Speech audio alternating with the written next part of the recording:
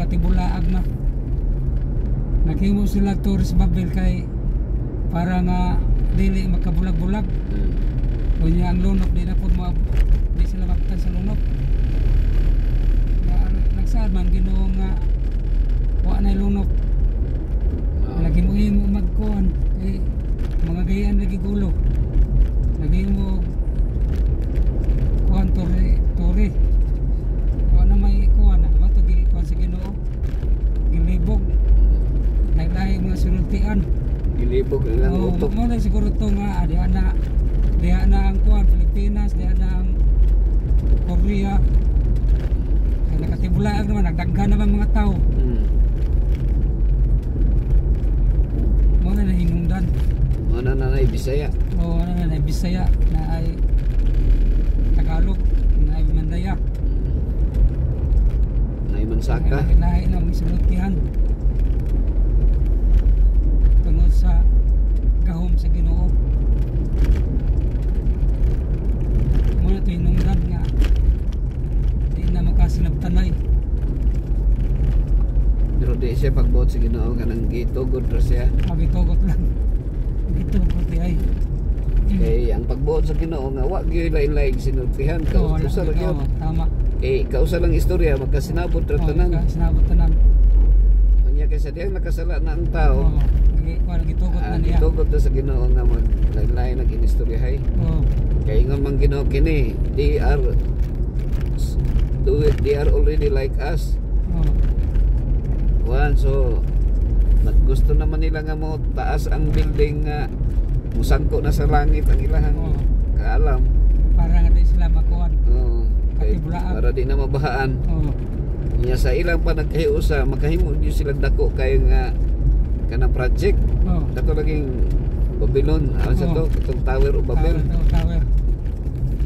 So pag ingon ito nga come, let's confuse their language. Pero actually kagyo to siya pag ang ko na to gi-permit sa Ginoo nga mayon nato. Pero originally dili siya pagbuot sa Ginoo. Dili. So murag ang Ginoo lang mismo nangitag remedy. Nagbutang og remedy ba nga kini ang remedy ano i-confuse sila para di sila magkahiusa para magrebelde. Kay magrebelde man sila magkahiusa man pagka-rebelde so anay mabilin nga tao sa Ginoo. Anay mabilin. Ang tao gyud sa pakiro gyud. Tanang tao sa pakiro man. Kay ngano naghimo sila turi sa Babel nga wa man sila gisugo sa Ginoo. Wa na may baha. Iya labon bitaw pabuhat og arka. Wa gid kuan. Wa gid nanabang. Wa gid sakay. Wa gid sakay. So mga sa pakiro gyud. Pag-ingon sa Ginoo nga usa ka kuan lang kada adlaw, usa lang ka kilo nga mana kuhaon. Ang uban tagduha. Mo gani. Pagka Sabado, ingon nga pagka Biyernes dapat duha kuhaon. So pagkit kayo. Ang uban isa. Mo na nga ang tao ron nakatibulaag ng mga tao. Nakatibulaag mo nagdagakay nasod.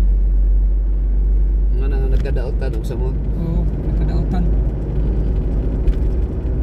Nga ang pinakadaotan nga nasod ang kining Middle East. Mga Muslim country. Mao gi pinakadaotan. Hostile sila. Grabe kayo. Madilong tanon ba? Nya traitor. Mo nang kinaiya sa Muslim na takda ni Abel ni Cain. Si Cain. Ang buotan namatay man. So ang nahabilin puro daotan.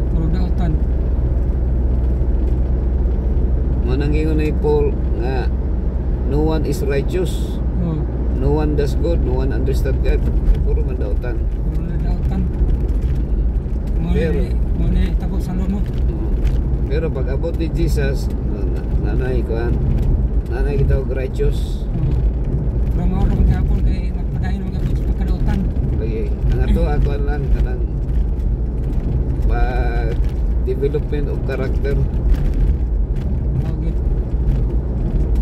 yang yawa kay bright kayo yawa kay maghimo siya kanang pamahalon po niya, no?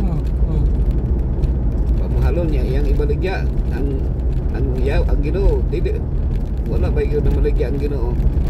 Kay hatag naman. Kanang yuta hatag naman ng yuta karon baligya na. Baligya na. Mahal na noon. Imo ang negosyo.